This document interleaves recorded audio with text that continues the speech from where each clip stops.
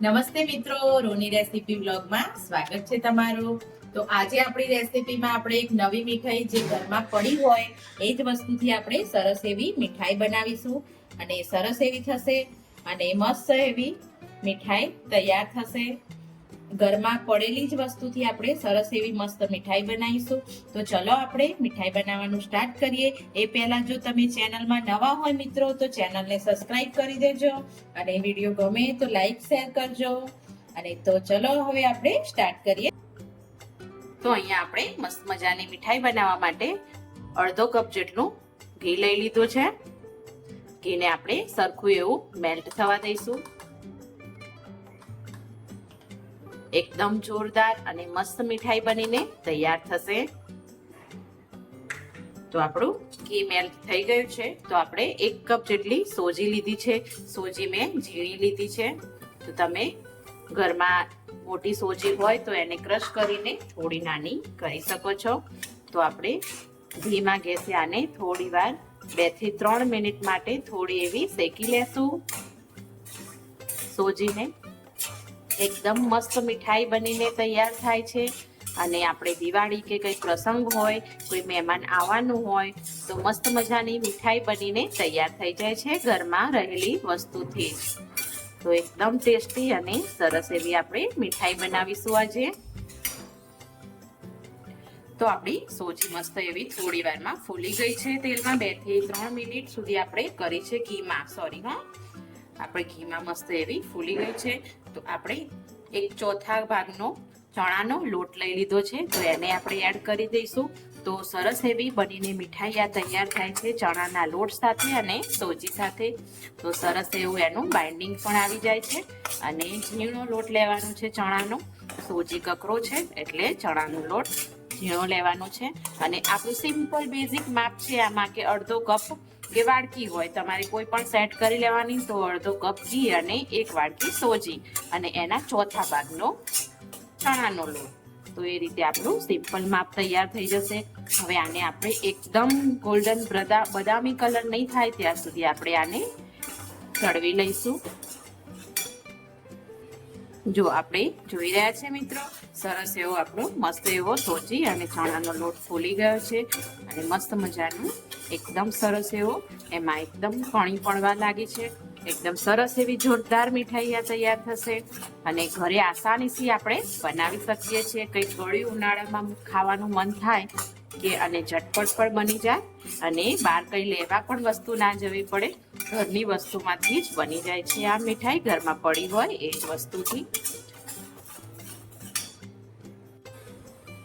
અને હા મિત્રો, આ મીઠાઈને આપણે થોડા ટાઈમ સુધી સ્ટોર પણ કરી શકીએ છીએ અને ખાઈ શકીએ છીએ। કંઈ જ થતું નથી અને બગડતી પણ નથી આ મીઠાઈ, એવી બનીને તૈયાર થાય છે। તો અહીંયા મેં 1 ચમચી જેટલી ઘરની તાજી મલાઈ લીધી છે। તો મલાઈને આપણે 5 મિનિટ થઈ ગઈ છે આપણા બેટરને હલાવતા હલાવતા।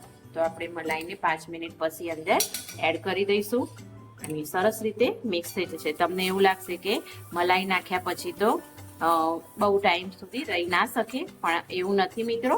એકદમ આપણે મલાઈને અંદર ચડવી દઈશું। દૂધ હોય તો તમે દૂધ પણ નાખી શકો છો। તો જુઓ મસ્ત એવી અંદર કણી પડી જાય છે। તો એકદમ મસ્ત એવું આપણી મીઠાઈ તૈયાર થશે। તો આપણો મસ્ત બધો બંને લોટ શેકાઈને સરસ એવું મસ્ત એવું બ્રાઉન કલર આવી ગયો છે, જેને આપણે બદામી કલર કહીએ છીએ, એવો આવી ગયો છે। તો આપણે આને સાઈડમાં ઠંડુ થવા માટે થોડી વાર માટે મૂકી દઈશું। તો આપણે હવે ચાસણીની તૈયારી કરીએ।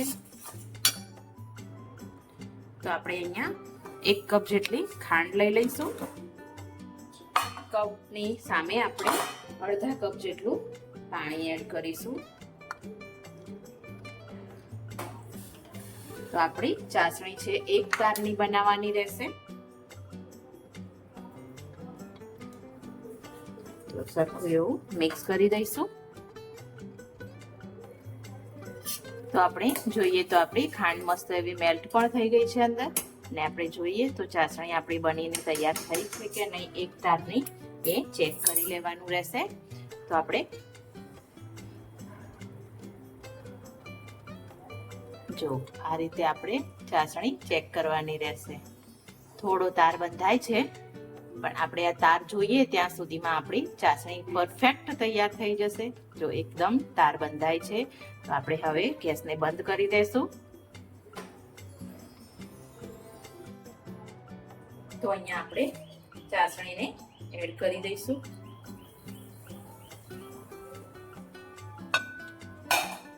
આપણે સરસ એવી રીતે બધી જ મિક્સ કરી લઈશું. તમને એવું લાગતું હશે કે થોડું લિક્વિડ જેવું લાગે છે, પણ એકદમ અંદર જામી જશે એટલે મસ્ત એવું તૈયાર થઈ જશે આપણી મીઠાઈ.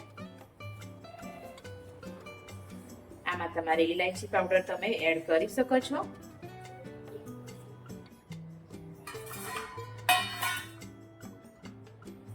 તો આ રીતનું કોઈ પણ વાસણ લઈ લેવાનું રહેશે.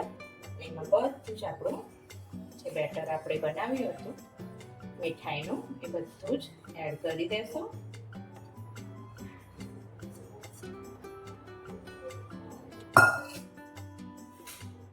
તો આપણે આને 1 થી 2 કલાક માટે સેટ થવા દઈએ. પછી આપણે જોઈએ તો આપણી મીઠાઈ તૈયાર થઈ જશે.